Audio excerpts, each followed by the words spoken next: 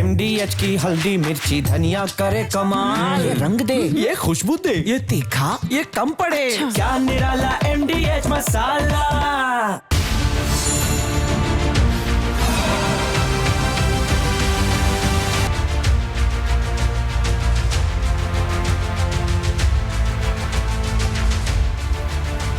नमस्कार, मैं हूं विवेक और आप देखना शुरू कर चुके हैं राष्ट्र सर्वोपरि।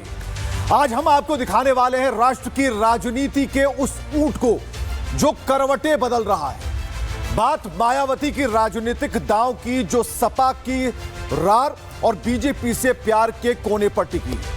बीएसपी प्रमुख मायावती ने अपनी रैली के मंच से जो भीड़ दिखाई वो पीडीए की माला जपने वाले अखिलेश को डरा गई। एक दिन पहले पीडीए में शामिल ए की मजबूती के ख्याल पाले जा रहे थे, दूसरे ही दिन पीडीए में शामिल डी को मायावती की रैली में देख रहे थे।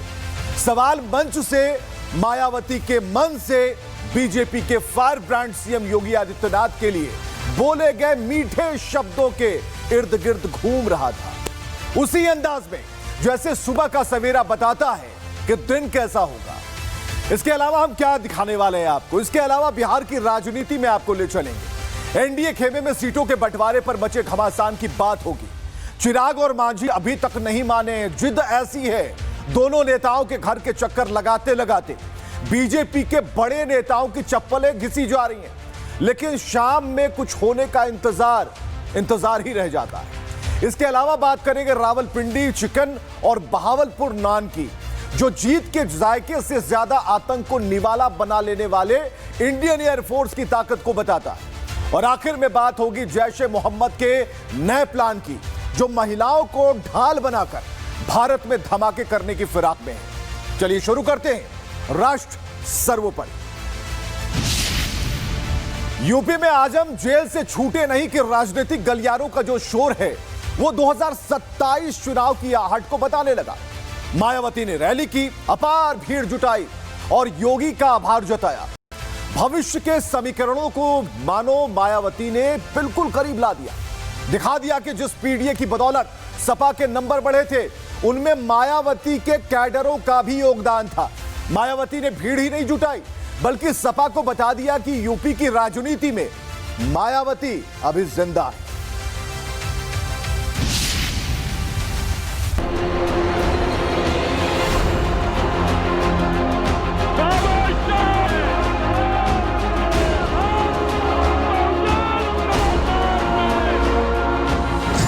जब ये सत्ता में रहते हैं ना इनको पीडीए याद आता है और ना पीडीए के जो संत गुरु और महापुरुष है वो भी याद नहीं आते हैं।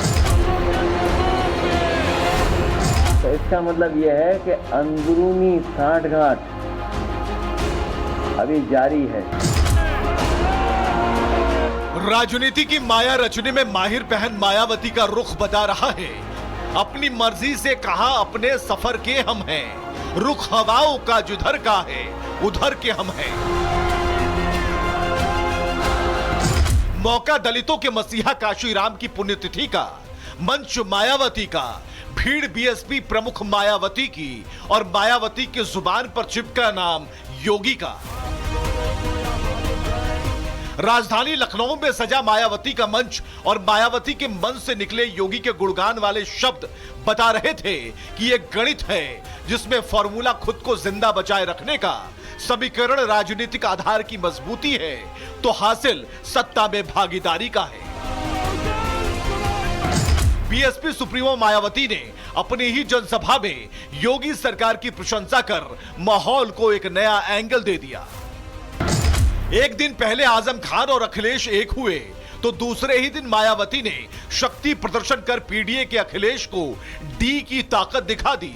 2022 के चुनाव में पीडीए का ए फैक्टर मजबूती का कारण बना हो, लेकिन 2027 की तस्वीर मायावती के सामने खड़ी डी वाली भीड़ अखिलेश को कहने पर मजबूर कर रही है कि अंदर कुछ खिचड़ी पक रही है।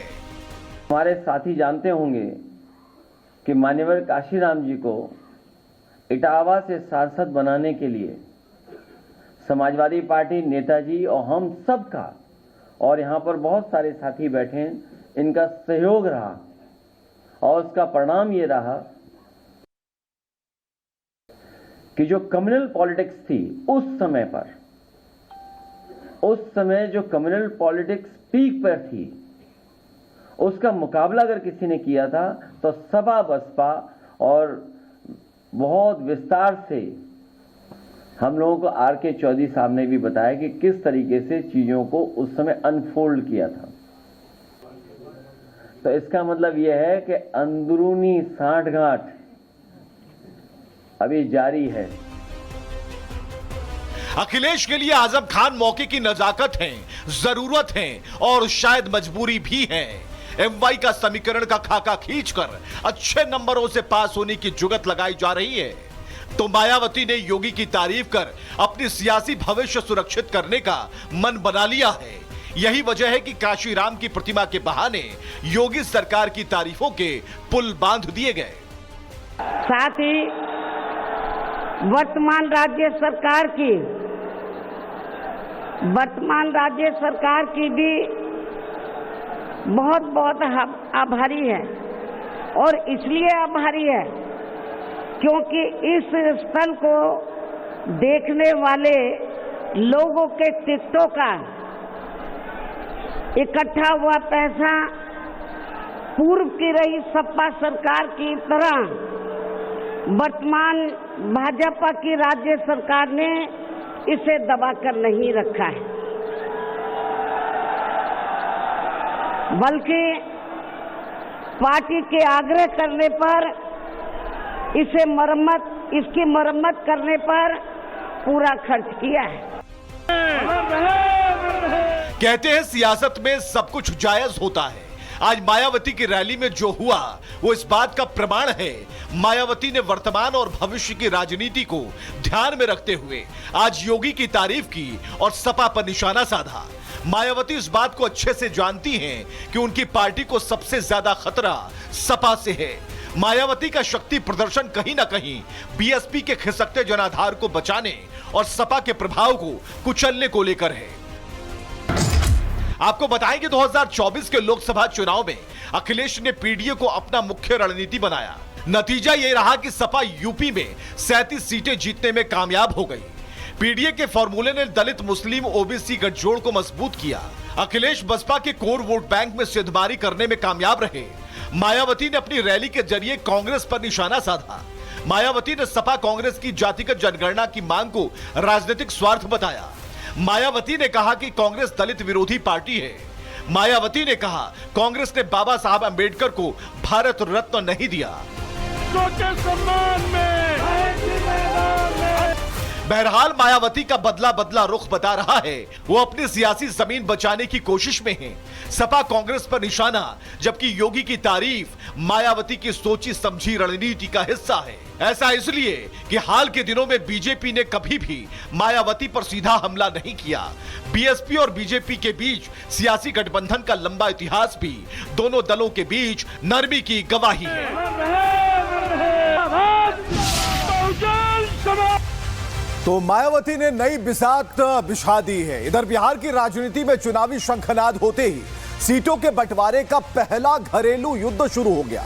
एनडीए खेमे में बीजेपी और जेडीयू में बात बन गई है, लेकिन अभी भी चिराग पासवान और जीतन राम मांझी ने ऐसा पेच फंसा रखा है कि सब फंसे हुए हैं। पेच भी ऐसा वैसा नहीं, सीटों की संख्या से ज्यादा मजबूत शर्तों का ताना बाना एनडीए में खासकर बीजेपी नेताओं को परेशान कर रहा है। आज भी नित्यानंद राय ने चिराग पासवान से मुलाकात की। कमरे से जैसे ही बाहर निकले लगा कि बात बन गई, लेकिन नहीं, अभी भी सकारात्मक बात ही हुई है और यही डायलॉग था। मतलब आज का दिन भी निकल गया। बीजेपी का दिया गया ऑफर रिजेक्ट हो गया, लेकिन पटना में खुलेआम तेजस्वी यादव बिहार की जनता को ऑफर पर ऑफर दिए जा रहे हैं। युवाओं की नब्ज को थामते हुए तेजस्वी ने सरकार बनते ही रोजगार देने का ऐलान कर दिया और अपनी मंशा जाहिर कर दी कि एनडीए भले ही पूरे साल चुनावी मोड में होती है, लेकिन तेजस्वी ने टाइम से पहले अपना मूड दिखा दिया है। नारा स्पष्ट है, vote for job.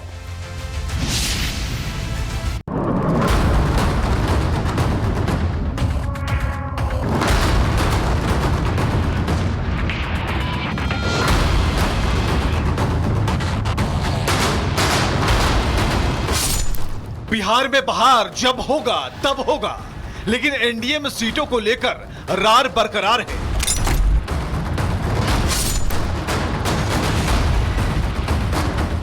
Jitan Ram Manjhi हो या फिर चिराग पासवान, बड़े भाई की भूमिका वाले बीजेपी के बड़े नेताओं की चप्पलें छोटे भाइयों को मनाने में घिसी जा रही हैं।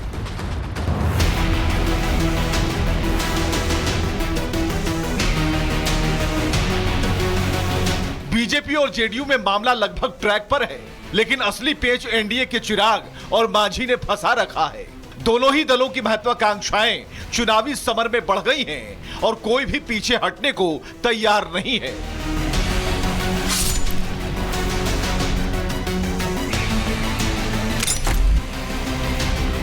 सियासत का नफा नुकसान दोनों ही दलों के गणित को खूब समझ आ रहा है, इसलिए फॉर्मूला अडिग है। हालात ये हैं कि घटक दलों में मान मनोवल का दौर चल रहा है और बड़े दलों की गहमा गहमी से छोटे दलों के दफ्तर गुलजार हैं।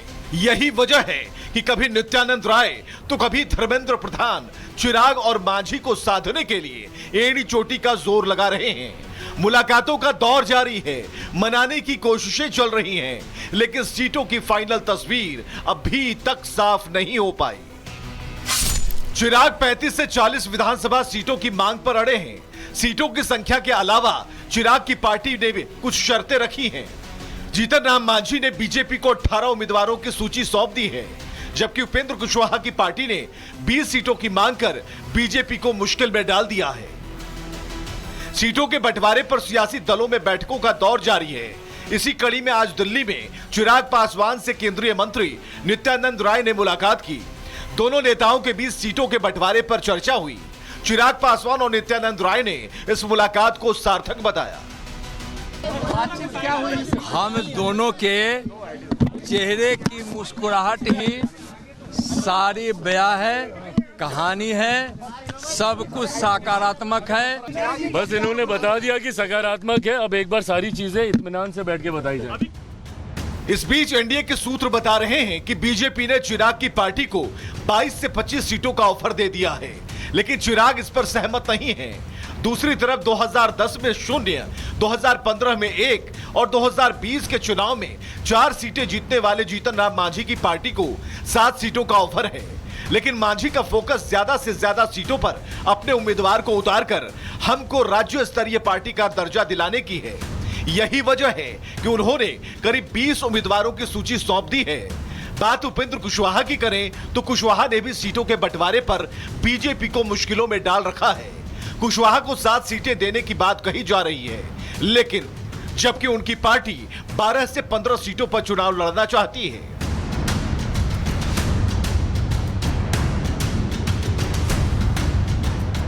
आपको बताएं कि पिछले लोकसभा चुनाव में एनडीए ने राष्ट्रीय लोक मोर्चा को सिर्फ 1 सीट दी थी, जो वो हार गई थी।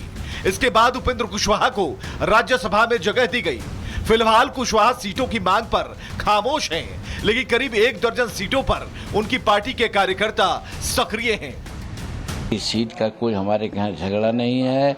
हम मान्यता प्राप्त होने लायक सीट मांग रहे हैं कि इतना सीट मिले जिससे कि मान्यता प्राप्त हमारी हो जाए बिहार विधानसभा में। और ये अपेक्षा इसलिए है कि हम कोई प्रधान मुख्यमंत्री डिप्टी चीफ मिनिस्टर नहीं बनना चाहते हैं, हम अपने पार्टी को रिकॉग्नाइज कराना चाहते हैं। सीटों के ऑफर का इंतजार एनडीए खेमे के दोनों ही नेता कर रहे हैं। इस बीच आरजेडी नेता तेजस्वी यादव ने पूरे बिहार को अभी से ही रोजगार वाला ऑफर देना शुरू कर दिया। ये वही ऑफर है जो पिछले चुनाव में नीतीश और तेजस्वी यादव के लिए संजीवनी का काम किया था। एक बार फिर बिहार की जनता को नौकरियों वाला लॉलीपॉप थमाने की पूरी कोशिश की गई है। तेजस्वी ने कहा कि सामाजिक न्याय के बाद अब बिहार आर्थिक न्याय का राज्य बनेगा। हमारी सरकार बनने पर अधिनियम बनाकर हर घर सरकारी नौकरी जो है वो दी जाएगी। यानी आप समझिए हर व्यक्ति, बिहार का हर परिवार में लोग सरकारी नौकरी होगा, तो हमारे साथ साथ हर बिहार के लोग सरकार को चलाने का काम करेंगे। हो सरकार में भागीदारी, हर युवा की हो हिस्सेदारी। इसलिए तेजस्वी सरकार देगी हर परिवार को नौकरी सरकारी। बहरहाल चुनाव से पहले घटक दलों में सीटों को लेकर नाराजगी कोई नई बात नहीं है, लेकिन केंद्र की सत्ता में बहुमत ना होना बीजेपी के लिए थोड़ी मुश्किलें खड़ी कर रही है। यही वजह है कि बीजेपी के तमाम दिग्गज छोटे दलों के नेताओं के चक्कर लगा रहे हैं। कुल मिलाकर दिल्ली से लेकर पटना तक सियासी सरगर्मी तेज है। देखना होगा सीटों के बंटवारे पर एनडीए घटक दलों को कैसे साधती है। तो उत्तर प्रदेश और बिहार की पॉलिटिक्स से सीधे पाकिस्तान की बात। फूके हुए कारतूसों में बारूद भर रहे पाकिस्तान के आतंकियों ने एक और प्लान तैयार किया। प्लान अब महिलाओं को शामिल किया जाना है। जैश का प्लान बता रहा है कि पढ़ी लिखी महिलाओं को बरगलाकर, फुसलाकर, धार्मिक राह दिखाकर पहले गैंग में शामिल कराना है, फिर आतंक की मदद के लिए फ्रंट फुट पर खेलने के लिए छोड़ देना है। और यही मंशा लिए भारत के जम्मू कश्मीर से यूपी और दक्षिण भारत में एक ऐसा महिला ब्रिगेड तैयार किया जा रहा है जो आतंकी फंडिंग से लेकर पाकिस्तान में बैठे पुरुष आतंकियों को मदद पहुंचाएगी। और इसलिए यह खबर भारत में रहने वाली उन सभी मुस्लिम महिलाओं और लड़कियों को देखनी चाहिए।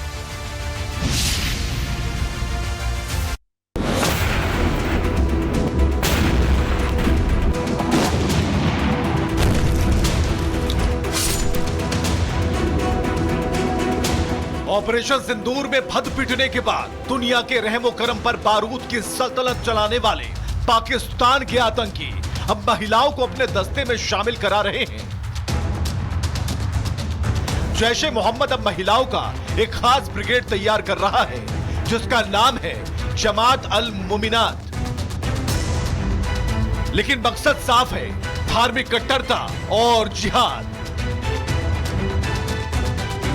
2024 से एक्टिव ब्रिगेड का मकसद महिलाओं को ब्रेन वॉश करके उन्हें अपने नेटवर्क में शामिल कराना है।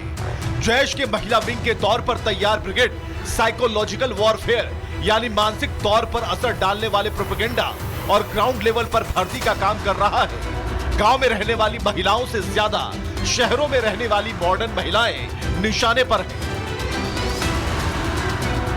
खुफिया एजेंसी के पास जो जानकारी है उसके मुताबिक जमात अल मुमिनात, जिसका अर्थ होता है ईमान लाने वाली महिलाओं का समुदाय, लेकिन आतंकी स्क्रिप्ट में कुछ भी ऐसा नहीं जिसमें ईमान दिखे। इसलिए बेईमान पाकिस्तान और उसके प्यादे अब नए रास्ते पर हैं। एक ऐसा ब्रिगेड जिससे पहले जैश ए मोहम्मद का एक सर्कुलर सामने आया। जम्मू कश्मीर, उत्तर प्रदेश और दक्षिण भारत में ये एक्टिव है। मकसद महिलाओं को धर्म के नाम पर बरगलाना है, महिलाओं को संगठन के लिए इस्तेमाल करना है।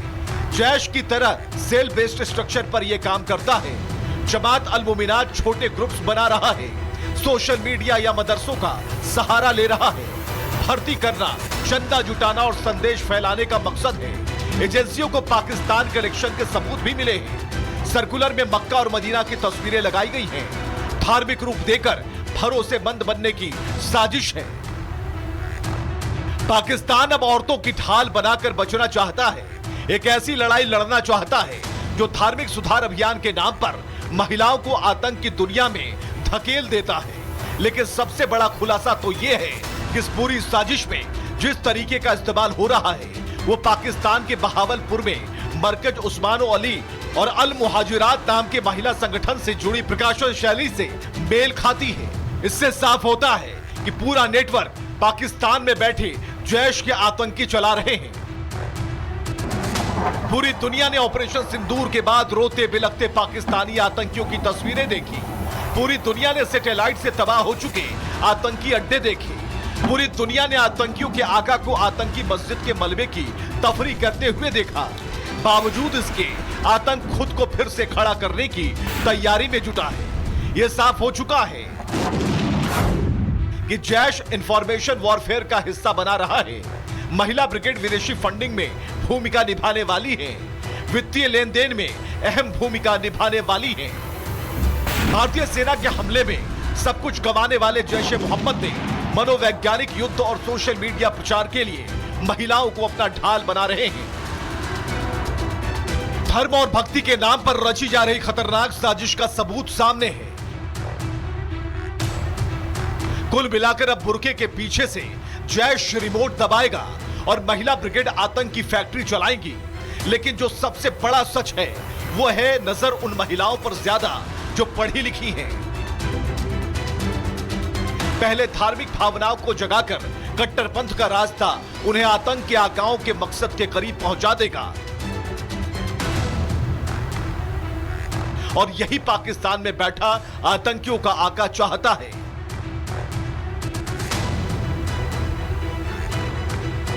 इसलिए अपील है भारत की उन सभी महिलाओं से कि ऐसी किसी भी चाल में ना फंसें जो आपको अपने राष्ट्र के प्रति द्रोह करने पर मजबूर करता हो।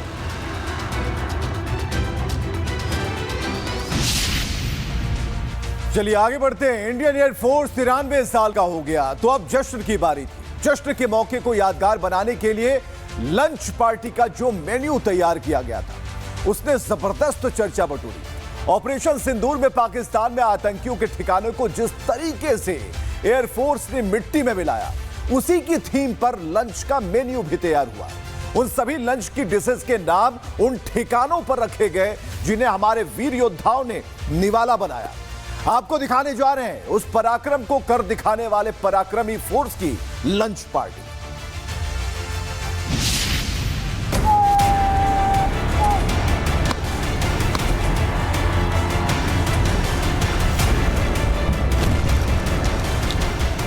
अदम्य साहस का पर्याय, 93 साल का अद्भुत अध्याय, आतंक के ध्वस्त वेन्यू बने खास वेन्यू। जश्न है पराक्रम का, जश्न है जीत का, जश्न है शौर्य का, जश्न है विजय के सिरमौर का।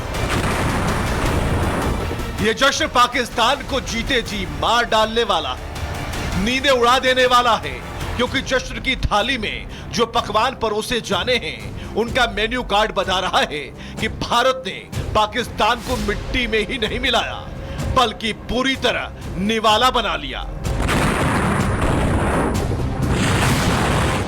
इंडियन एयरफोर्स के 93 साल पूरे होने पर खास मेन्यू तैयार किया गया था। ऑपरेशन सिंदूर में जिस जगह पर भारत ने धमाके किए उसकी याद हर निवाले में महसूस की जा रही थी। ऑपरेशन सिंदूर के दौरान भारतीय वायुसेना ने पाकिस्तान के कई महत्वपूर्ण एयरबेस और सैन्य ठिकानों को निशाना बनाया था। भोलारी से लेकर जैकोबाबाद और सरगोधा जैसे एयरबेस तबाह किए गए थे। तो भारतीय वायुसेना ने अपने हथियारों का निवाला बने उन सभी आतंक के ठिकानों के नाम पर लंच मेन्यू का नाम रख दिया और बड़े ही चाव के साथ जीत के जायके को याद किया।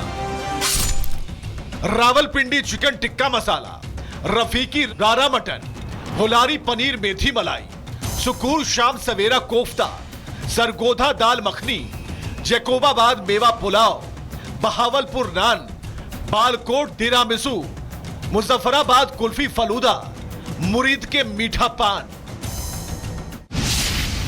पूरी लिस्ट को देखकर आपके मुंह में पानी आ रहा होगा, लेकिन खून के आंसू रो रहा पाकिस्तान इस सोच में है कि गजब सोच है इंडियन एयरफोर्स ने किस तरीके से इसे सामने परोसा है। तो आज के लिए बस इतना ही, कल फिर मुलाकात होगी, तब तक के लिए शुक्रिया।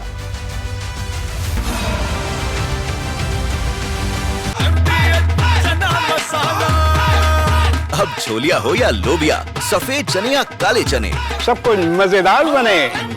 MDH